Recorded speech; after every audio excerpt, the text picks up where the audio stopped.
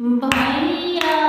एलन में हमान गे माई भैया एलन में हमान गे कौना बिंदी रखबो चकवा भैया के मान गे माई भैया एलन में हमान बनिया घर से चौरा मंगायो तमुलिया घर से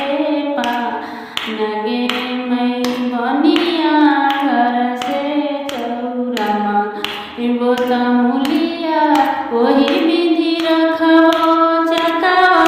भैया के मान गे माई भैया एलन में मान गे कौना विधि रखबो सब भैया के मान गे माई भैया एलन में गे माई भैया एलन में मान गे बनिया घर से चौरा मंगाए तमुलिया घर से वही